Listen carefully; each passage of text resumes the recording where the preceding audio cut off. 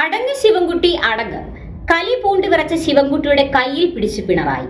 മുഖ്യമന്ത്രിയുടെ ഇടപെടലിൽ ഒഴിവായത് 2015 മാർച്ച് 13 ആവർത്തനം.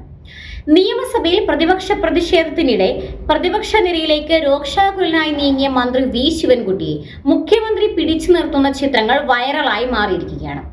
പ്രസംഗത്തിനിടെ തന്റെ സീറ്റിനരികിൽ കൂടി പ്രതിപക്ഷ നിരയിലേക്ക് പോകാൻ ശ്രമിച്ച ശിവൻകുട്ടിയെ മുഖ്യമന്ത്രി കയ്യിൽ പിടിച്ച് പിന്നോട്ട് വലിക്കുകയായിരുന്നു.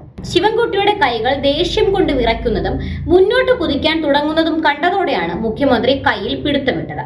തുടർന്ന് ശിവൻകുട്ടി തന്റെ സീറ്റിലേക്ക് മടങ്ങുകയായിരുന്നു. സ്പീക്കർ എൻ ഷംസീറിന്റെ മുൻപിൽ ബാനറുമായി പ്രതിപക്ഷ അംഗങ്ങൾ പ്രതിഷേധിക്കുന്നതിനിടെയാണ് മാത്യു കുഴൽനാടൻ MLA സ്പീക്കറുടെ ഡയസിലേക്ക് കയറാൻ ശ്രമിച്ചത്. ഇതോടെ സമീപത്തുണ്ടായിരുന്ന വാച്ച് ആൻഡ് വേർഡ് അദ്ദേഹത്തെ തടഞ്ഞു. തുടർന്ന് കൂടുതൽ പ്രതിപക്ഷ MLA എത്തിയതോടെ ബലം പ്രയോഗിച്ച് വാച്ച് ആൻഡ് വേർഡ് അവരെ തടയുകയായിരുന്നു. ഇതിനിടെ സ്പീക്കർ കാര്യോപദേശക സമിതിയുടെ 14ാമത് റിപ്പോർട്ട് മേശപ്പുറത്ത് വെക്കാൻ മുഖ്യമന്ത്രിയെ ക്ഷണിച്ചു.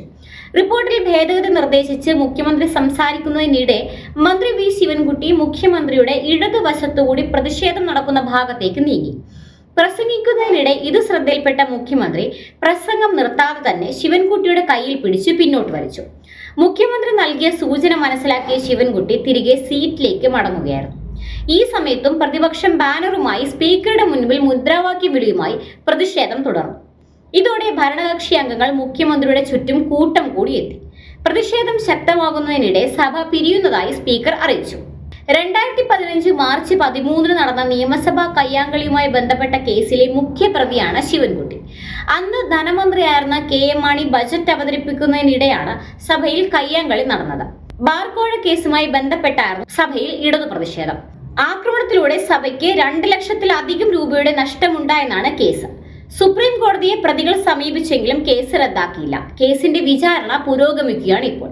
15ാം കേരള നിയമസഭയുടെ 12ാം സമ്മേളനം വരും ദിവസങ്ങളിലും സംഘർഷഭരിതമാകുമെന്ന സൂചനയാണ് ആദ്യ ദിവസം തന്നെ സഭയിൽ നിന്നുണ്ടായ അനിഷ്ട സംഭവങ്ങളിൽ നിന്നും വ്യക്തമാകുന്നത്. അഴിമതി ആരോപണങ്ങളാലും PV അൻവർ MLA വെളിപ്പെടുത്തലുകളാലും സമ്മർദ്ദത്തിലായിരിക്കുന്ന പിണറായി വിജയന് ഉറക്കമില്ലാത്ത രാവുകളായിരിക്കും ഈ നിയമസഭാ സമ്മേളനകാലം സമ്മാനിക്കുക.